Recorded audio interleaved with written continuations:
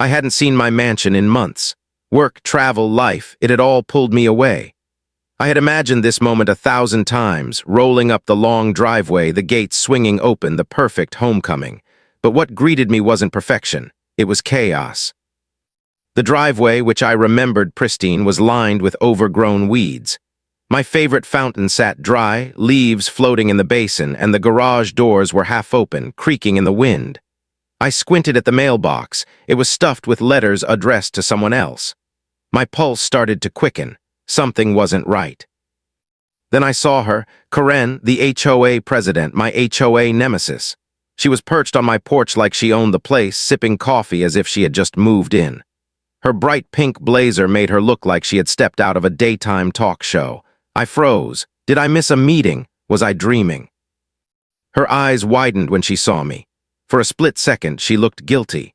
And then she plastered on her friendly neighbor smile, the one that always made me want to roll my eyes so hard they'd stay stuck that way. I stepped out of my car, heart hammering. "Karen," I said, my voice calm but firm, "what are you doing here?" "Oh, I was just helping maintain the property," she chirped, waving her hands in a way that was supposed to make her look harmless. But the way she said it, I could tell she was improvising, and badly. My gut twisted. This was not just a casual visit. I walked closer, taking in the scene. Inside my mansion, lights were on. Curtains moved as if someone had been watching the street. A stack of mail sat on the floor, half of it addressed to her. She had been here, living here. My stomach sank. She had crossed every line imaginable. Karen straightened up, trying to look composed. "I just thought the house needed someone to keep an eye on it," she said. The words sounded ridiculous even coming from her mouth. I swallowed hard. The funny part would have been laughable in any other situation, but this was my home, my sanctuary, and she had taken it over like a squatter in a sitcom. I took another step forward. My pulse was racing, my hands clenched into fists at my sides. "Karen, this is my house. I've been gone for months. Why are you here?" Her smile faltered. Her phone was in her hand, clutched tightly as if she was ready to call backup. And then it hit me. She wasn't just sitting here for a cup of coffee. She had plans that might involve law enforcement. My chest tightened and a cold sweat ran down my back. Just as I opened my mouth to speak again, I heard it, the faint wail of sirens in the distance. My stomach dropped. The moment I had feared had arrived. She was calling the cops. My homecoming, the moment I had imagined with joy and relief, was turning into a nightmare. I tried to steady my breathing, forcing calm into my voice. "Karen, you need to leave, now." She tilted her head, pretending innocence. "I don't see why that's necessary. I'm just making sure everything is okay." Her tone was sickly sweet, but the tension radiating off her was palpable. I realized then that Karen had thought she could live here, break all the rules, and no one would stop her. I gritted my teeth. I had dealt with her HOA antics before, but this was personal. This was my home, and I wasn't going to let some overzealous, self-righteous HOA president take it from me. The sirens were getting louder. My heart pounded harder. The first wave of fear was giving way to resolve. I wasn't going to scream, I wasn't going to panic, but I would not back down.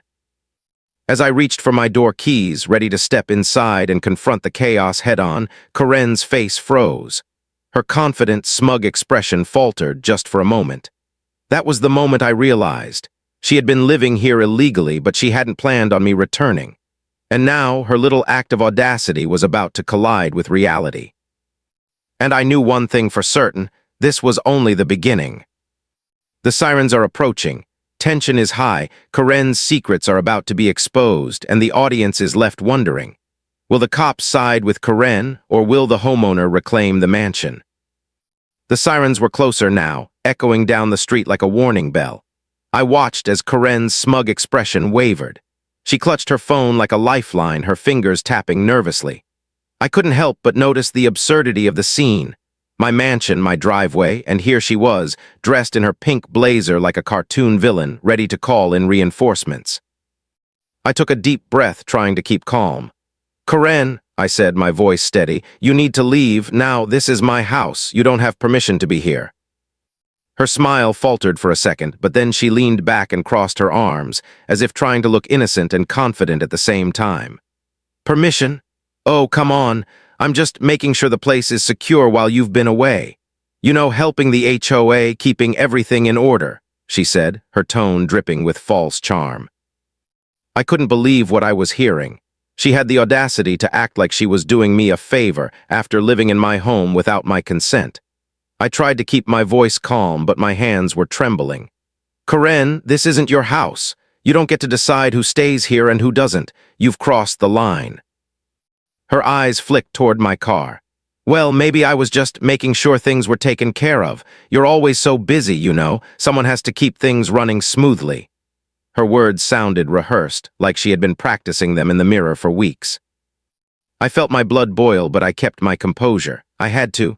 If I lost my cool, it would give her power, and I wasn't about to let that happen. I took a slow step toward the front door. Karen, I'm giving you one chance. Leave before this escalates. The police are on their way, and when they arrive, they're going to see that I'm the homeowner. Do you understand me? Her laugh was a sharp, fake sound that didn't reach her eyes. Oh, please, you think the police are going to just take your word for it? I've been living here for weeks. I know the rules. I know the HOA. I felt a chill run down my spine. She was confident, dangerously so. But I also noticed the subtle cracks in her performance, the way she kept glancing at her phone, her foot tapping nervously. She was bluffing, but she didn't realize that I had proof. Bills, HOA notices, delivery receipts, all showing she had been squatting in my house illegally. And then I heard it, the sound of tires crunching on gravel. The police had arrived. Karen's eyes widened in a flash of panic. She quickly tucked her phone into her bag, trying to look casual. I could see the sweat forming along her hairline. The game was about to change. Two uniformed officers stepped out of their car, scanning the scene. Karen ran over to them, pointing at me. "Officer, this man, he's trespassing. He shouldn't even be here." I took a deep breath and walked up to the officers, keeping my hands visible. "Officers, I am the homeowner. This is my mansion, my property, and this woman has been living here illegally while I've been away." The officers exchanged glances. I could feel the tension hanging in the air like a thick fog. Karen tried to talk over me, waving her hands, throwing in every excuse she could think of. Someone needed to protect the house. She was helping the HOA, and on and on. I stayed calm, showing the officers my ID and the property documents. My voice was steady, but inside my heart raced. Every second felt like an eternity. I watched Karen's face as her smug confidence slowly crumbled. She realized that the cops weren't going to take her side, not if I presented everything clearly. One officer stepped forward, his eyes on the documents. "Sir, these papers are in order, and ma'am," he gave Karen a sharp look. "You don't live here, you're not authorized to be on the property." Karen's jaw dropped. For a moment, she was speechless, scrambling to find another excuse, but it was too late. The officers had heard enough, and the tension was shifting in my favor. I felt a rush of relief, but knew this wasn't over. Karen might have been caught off guard today, but she was cunning. She would come up with another scheme, try to turn neighbors against me, or create more chaos. And I realized then, looking at her frozen, defeated expression, that this battle was just beginning. I wasn't going to let her take my home. Not now, not ever. The first confrontation was over, but the war had just begun. Karen is exposed to the police, but she's not defeated yet. The audience is left wondering, how will she retaliate? Will the HOA take her side? What will happen next? The wail of sirens had barely faded when the police cars screeched to a halt at the end of my driveway. My stomach churned as two uniformed officers stepped out, eyes scanning the mansion like detectives entering a crime scene. I could feel Karen's panic radiating from the porch. Her hands were shaking, her pink blazer now looking less like power and more like desperation. Karen ran toward them, flapping her hands like a bird in distress. "Officers, you have to help me. This man is trespassing. He shouldn't even be here." Her voice trembled, betraying the confidence she had tried to muster. I took a deep breath, keeping my voice calm, steady. "Officers, I am the legal owner of this property. This woman has been living here illegally while I've been away. She has no rights to stay here, and she's been violating HOA rules and property laws." The officers exchanged glances, clearly sensing the tension. One of them stepped closer to me, his brow furrowed. "Sir, do you have proof of ownership?" I nodded and pulled out my ID and the property documents, handing them over carefully. Karen tried to interrupt, waving her arms like a conductor in an orchestra, but the officers held up their hands to silence her. "Ma'am, let him speak." Karen's face went red. She opened her mouth to argue, then froze mid-sentence when she realized the officers weren't buying her story. She started fumbling with her phone, probably hoping to call someone who could back her up, but it was clear there was no one coming. One officer looked at the documents, then at me. "These appear to be in order, and you, ma'am," he turned to Karen, his gaze sharp. "You don't have permission to be here. You're not authorized to occupy this property." Karen's eyes widened, and for the first time I saw fear. She had always relied on her confidence and her ability to twist the rules, but this time she was cornered. She sputtered, searching for another lie, but I could see the panic setting in. I felt a rush of satisfaction, but I didn't let it show. This wasn't just about winning a confrontation. It was about reclaiming my home, my sanctuary. I've been gone for months, working, traveling, and this woman decided to treat my mansion like it was hers. I want it back, fully. The officer nodded, jotting down notes. Karen tried one last desperate plea. "I thought I was helping. I was just looking after the property." I stepped closer, calm but firm.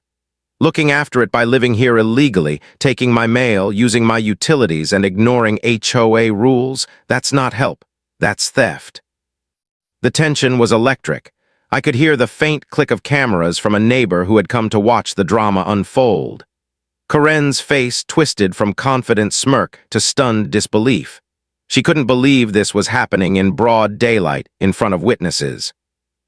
The officers asked her to leave immediately.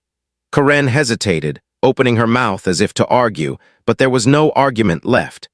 She finally turned, muttering under her breath, storming back toward her car like a villain defeated in a comic book.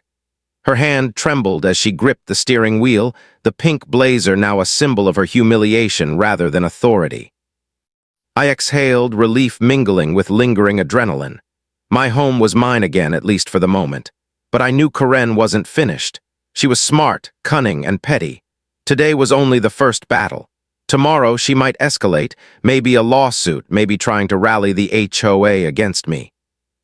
I walked into the mansion, the familiar creak of the floorboards under my feet reminding me that this was still my space. Boxes were moved, furniture slightly out of place, and there were traces of her months-long occupancy everywhere. The smell of someone else's cooking lingered faintly in the kitchen. It was infuriating, and yet I felt a spark of determination. I wasn't just reclaiming a house. I was reclaiming my home, my peace of mind, and my boundaries. Karen may have thought she could overstep, manipulate, and intimidate, but I was ready. This wasn't going to be a simple confrontation anymore. It was turning into a war. And I knew one thing. I would not back down. Karen may have called the cops, tried to assert fake authority and flaunt HOA rules, but she hadn't counted on me showing up, prepared and determined. As I closed the front door behind me, the echo of the police cars faded, leaving only the quiet hum of my mansion. But in that silence, I could almost hear Karen plotting her next move, and I was ready for it. Karen has been exposed, the police have sided with the homeowner, but Karen isn't done scheming. The audience is left wondering, what will Karen do next? Will she escalate her antics through the HOA or legal loopholes? After Karen stormed off in a flustered cloud of pink fabric and fury, I finally stepped inside my mansion. The familiar scent of polished wood and leather furniture mixed with something foreign, a faint trace of air freshener she must have left behind. My stomach churned. Every corner, every surface screamed that someone had been living here without my permission. I decided to start methodically. First, the kitchen, cabinets slightly ajar, a stack of mugs that weren't mine, crumbs scattered across the counter. Then the living room, pillows out of place, a few magazines stacked in her neat but intrusive order. And worst of all, my personal mail, half of it addressed to her, stacked like a trophy of her audacity. I sank into my favorite armchair, a wave of disbelief washing over me. How could someone be so bold? I had worked hard for this home, built a life here, and yet she had treated it like a hotel for months. My frustration mixed with anger, and I knew I couldn't let it slide. The first step was gathering evidence. I pulled out my laptop and started digging through deliveries, utility bills, HOA notices. Each click brought another layer of shock. She had forwarded packages to my address, signed forms pretending to be me in HOA correspondence, and even added her name to some minor property service agreements. My pulse raced with every new discovery. This wasn't just a minor overstep. This was a calculated invasion. Then I found the receipts. Grocery deliveries, cleaning services, small furniture purchases, all signed with her name. She had practically been living my life for months. I leaned back, shaking my head in disbelief. And yet, a spark of satisfaction flickered inside me. Every receipt, every document was another piece of proof I could use against her. I couldn't help but smile grimly as I imagined her smug face when she thought she had gotten away with it all. She hadn't counted on me returning. She hadn't counted on me checking the details. And she definitely hadn't counted on the fact that I knew exactly how to expose her. The next discovery shocked me even more.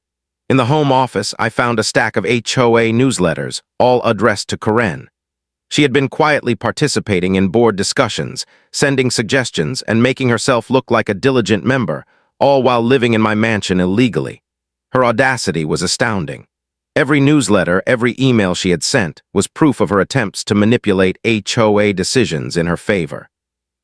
I felt a mix of rage and dark amusement. She thought she could live here, manipulate the HOA, and no one would notice. But the truth was undeniable. The evidence was stacked against her, and I held it all in my hands. I just needed the right moment to strike. I took a moment to walk through the mansion, inspecting each room for traces of her occupancy. Her presence lingered like a shadow, small touches that were unmistakably hers. And yet in those shadows I found clarity. This was my home, my sanctuary, and I was ready to reclaim it fully. I made a mental list of everything I had uncovered. Forged HOA notices, unauthorized mail, utility usage, receipts, and evidence of personal belongings she had left behind. Each item was a weapon in the coming battle, and with each discovery, my resolve grew stronger. As I sat in the quiet mansion, I realized something important. Karen hadn't just broken rules. She had tried to erase my presence, make herself the rightful occupant, and twist the HOA to her advantage. But I wasn't going to let her rewrite reality. She had underestimated me, underestimated my attention to detail, and underestimated my patience. And I knew one thing. The next time we met, I wouldn't just confront her. I would dismantle every argument she had, expose every lie, and make sure she never thought about stepping foot in my home again. The tension in the air was palpable, the mansion quiet except for the soft hum of the air conditioning. But I could almost feel her plotting somewhere down the street, imagining her next move. And I smiled, a cold, determined smile. Let her plot. I had the truth, the evidence, and the law on my side. This wasn't just about reclaiming a house. It was about asserting my life, my rights, and my boundaries. And Karen, the self-righteous HOA president, was about to learn a lesson she wouldn't forget. The homeowner has uncovered proof of Karen's illegal occupancy, leaving viewers wondering, how will she respond? Will she escalate further through the HOA? Can the homeowner use this evidence to finally reclaim the mansion? I knew I couldn't just wait for Karen to act. She had already crossed the line, living in my mansion, manipulating HOA rules and flaunting her audacity. If I wanted to reclaim my home fully, I had to confront the HOA directly. So I called an emergency board meeting, inviting every member and a few neighbors who had witnessed Karen's antics. The room was tense when I walked in. Karen was already there, perched in her usual chair with that smug, self-righteous expression plastered across her face. She waved at people like a queen on a throne, as if she owned not just my mansion but the entire neighborhood. My stomach tightened, but I kept my voice calm and steady. "Thank you all for coming," I began, my hands gripping the table for emphasis. "I want to address what's been happening at my property while I've been away." Karen's eyes flicked toward me, narrowing. She leaned back and crossed her arms, ready to pounce at any moment. "Oh, I'm sure he's exaggerating," she said, her voice dripping with false innocence. "I've just been helping the neighborhood, keeping things in order while he was busy." I exhaled slowly, my mind running through the list of evidence I had gathered. I wasn't here to argue, I was here to prove the truth. Karen has been living in my mansion without my permission, I said, letting the words hang in the air. She has intercepted my mail, used my utilities, and violated HOA rules for months. I have proof. I laid out the stack of receipts, utility bills, delivery records, and HOA newsletters. Each document hit the table like a hammer, and I watched as the room's atmosphere shifted. Eyes widened. Murmurs rippled through the board members. Karen's confident smirk faltered. This isn't possible, she muttered under her breath, trying to salvage her composure. One of the board members cleared their throat. If this is true, Karen, it's a serious violation, they said, their voice steady. Living in someone else's home without permission is, well, it's illegal. Karen's face turned red. She tried to argue, twisting every word like a magician, but it was too late. The evidence was overwhelming. Every receipt, every HOA email, every utility record pointed to the same conclusion. She had been squatting in my mansion. I felt a rush of satisfaction, but I didn't let it show. This wasn't about humiliating her, it was about reclaiming what was rightfully mine. I spoke firmly, meeting her gaze. Karen, this isn't about anger. This is about boundaries, legality, and respect. You've crossed all of them and it stops now. The room was silent except for Karen's shallow breathing. I could see her panic growing, the cracks in her confident armor widening with every second. She opened her mouth, then closed it, realizing she had no defense left. I turned to the board, my voice steady. I ask that the HOA take immediate action. This is not just a personal issue. It's about the integrity of our community rules. I want Karen removed from my property and held accountable for her violations. The board members exchanged glances, nodding subtly. Karen's face went pale as she realized the tide had turned. She had counted on her position, her influence, and her charm, but now all of it was meaningless. I took a deep breath and added, I've documented everything.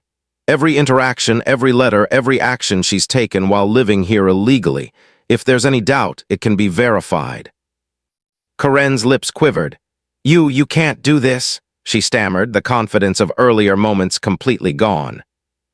Yes, I can, I said firmly. And I will, because this is my home and I won't allow it to be hijacked by someone who thinks the rules don't apply to them. The room remained tense, but the board had made its decision. Karen was finally exposed for what she was, audacious, reckless, and completely in the wrong. She tried one last desperate glance at some sympathetic neighbors, but their faces were unreadable. No one was on her side. As I left the meeting, I felt a surge of relief and vindication. The first battle had been won, but I knew this wasn't the end. Karen was clever and she wasn't done scheming. There would be attempts to retaliate, perhaps legal loopholes or more manipulation through the HOA.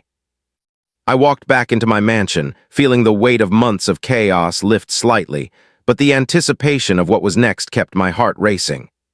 I had taken the first major step to reclaiming my home, but the real challenge, the complete showdown, was still ahead. And I was ready for it. The homeowner has presented overwhelming evidence at the HOA meeting, exposing Karen, but viewers are left wondering, will Karen escalate through legal threats? How far will she go to try to stay in the mansion? I thought that exposing Karen at the HOA meeting would be the end of it. I was wrong. Within hours, the first warning letters arrived, official-looking, stamped with HOA insignia, demanding I cease harassment and vacate my own home. My blood ran cold. She was trying to fight back, using the system I trusted to protect me as her weapon. I read the letters carefully. Every line was designed to intimidate, to make me doubt myself. Failure to comply with HOA directives may result in legal action, one warned. I leaned back in my chair, heart racing. She was desperate, but she wasn't stupid. This wasn't just personal, it was strategic. I knew I had to respond carefully. I called my lawyer, a sharp, no-nonsense woman who didn't mince words. She's trying to gaslight you, I said over the phone, trying to keep my voice steady. She's using the HOA to make it look like I'm the one in the wrong. My lawyer laughed softly. It's a classic tactic, But you have everything on your side: ownership documents, utility bills, receipts, and HOA records. She doesn't.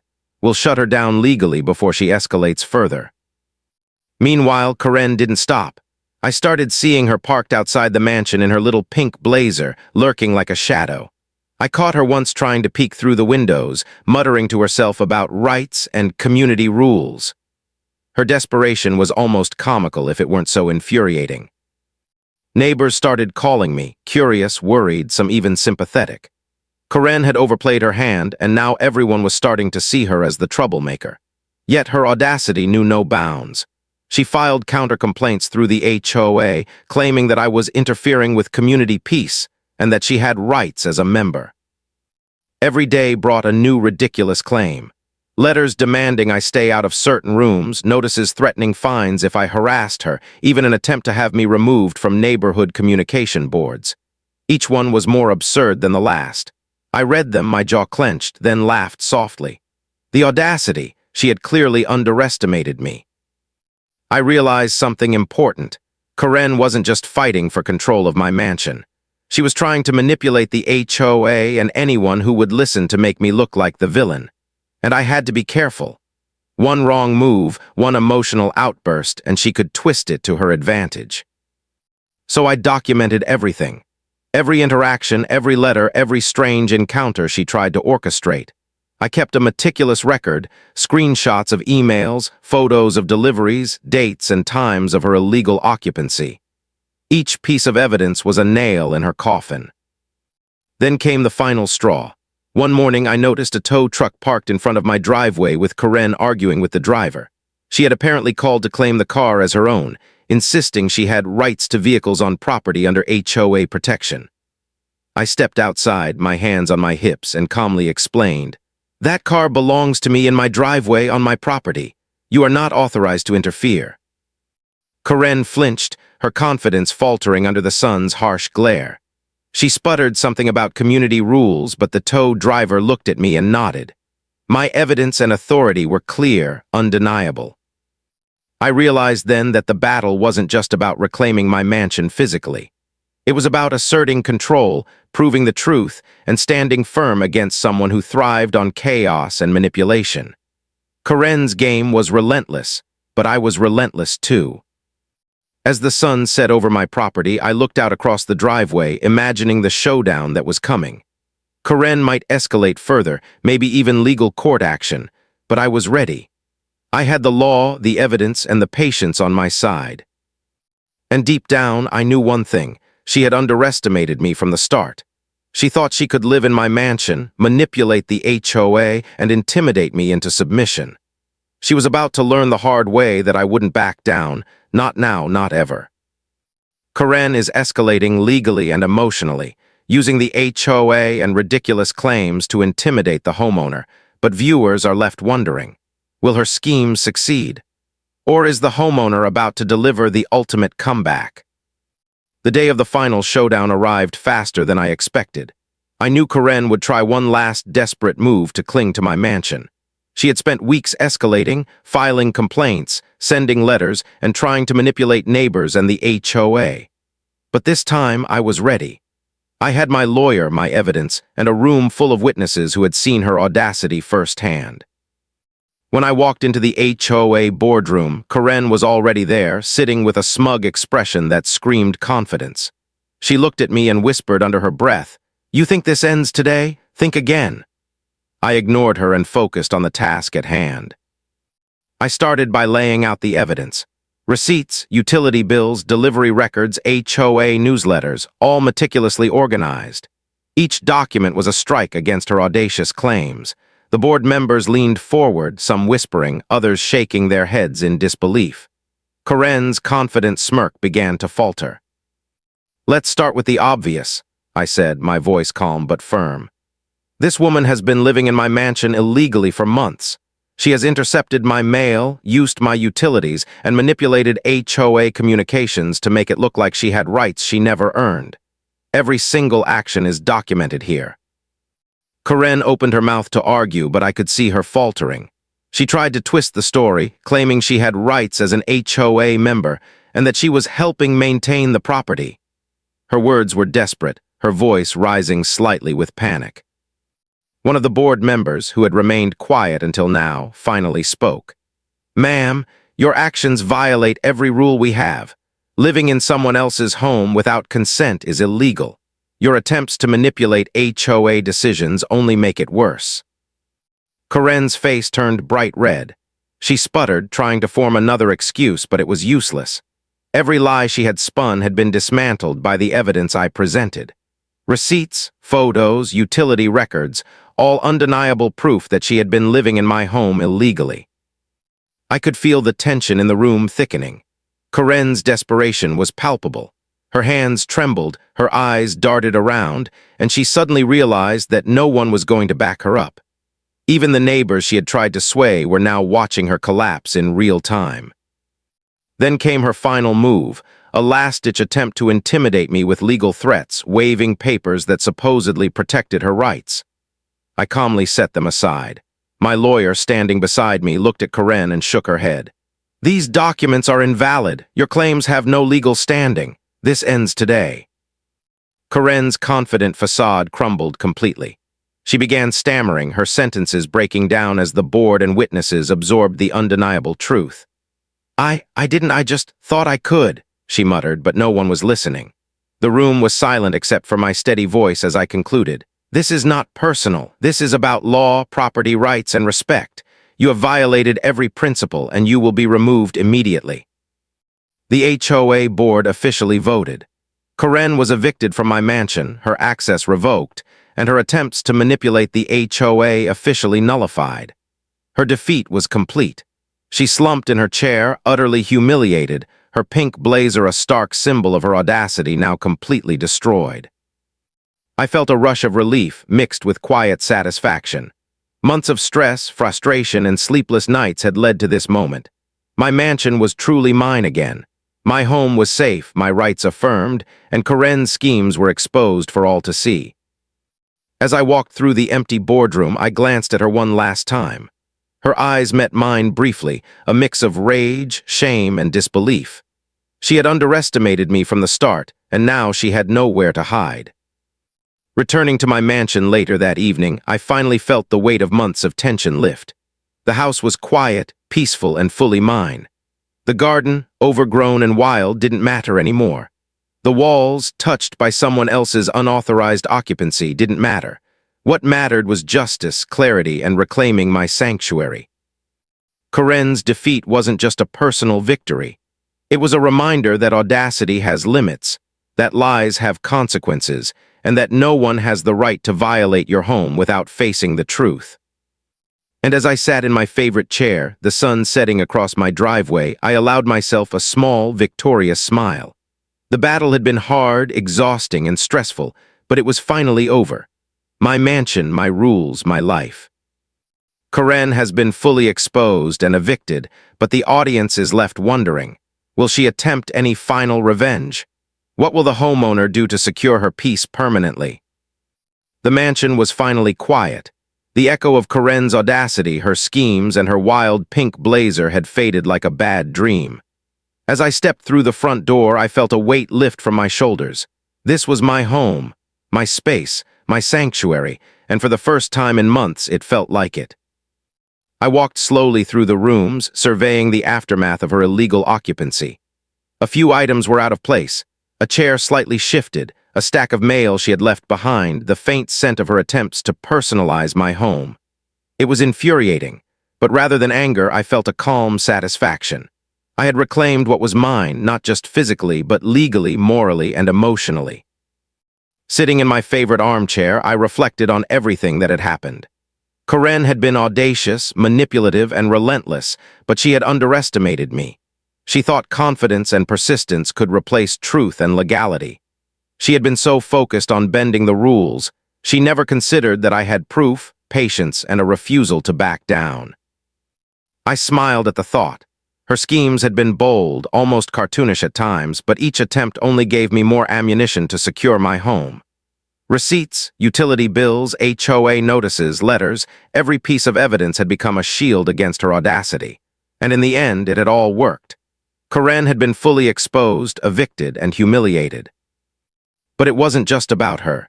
The experience reminded me how important it was to protect my boundaries. My home wasn't just a house. It was my life, my memories, and my peace. And no one, not even the most self-righteous HOA president, had the right to take that from me. I stepped outside, letting the evening breeze wash over me. The garden was wild, overgrown with weeds, but it didn't matter. I could fix it. I could reclaim it. My driveway, once a stage for Karen's audacity, now stretched out peacefully under the fatting sunlight. For the first time in months, I felt like I could breathe again. Neighbors waved as they passed by. Some came closer, curious about the recent drama. I smiled politely, not needing to explain. The story of Karen's audacity had spread faster than I expected, and judging by the looks of relief and understanding on their faces, most were glad justice had prevailed. I walked inside again, flipping through the stack of letters she had left behind. Most were trivial, complaints about HOA rules, personal notes, and attempts to justify her actions, but a few were absurd enough to make me laugh. Grocery orders addressed to her, reminders of HOA meetings she had never attended properly, even a tiny pink notebook filled with her obsessive notes about my mansion. I chuckled. The woman had been clever, yes, but also overconfident and utterly foolish. Sitting back in my chair, I reflected on the lessons of this ordeal. Assertiveness, patience, and documentation had won the day. I had faced audacity with calm and manipulation with evidence. Karen had thought she could rewrite reality, but truth and persistence had triumphed. The sun dipped below the horizon, casting a warm glow across my driveway. I poured myself a cup of coffee, savoring the quiet. It was peaceful, almost surreal compared to the chaos of the past months. My mansion had survived the storm. I had survived the storm, and in that moment I felt a sense of empowerment I hadn't known I needed. Karen's reign of audacity was over. My home was mine again, and this time I would never take it for granted.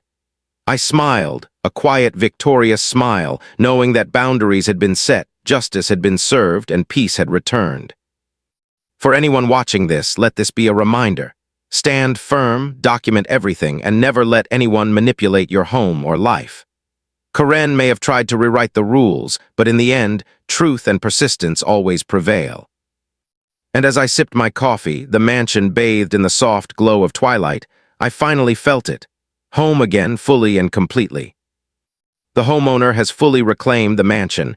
Karen has been exposed and evicted, and viewers are left with a satisfying emotional and moral resolution. Persistence, evidence, and standing your ground triumph over audacity and manipulation. You've heard this confession, now wait until you hear the next one. The truth that shatters everything you thought you knew.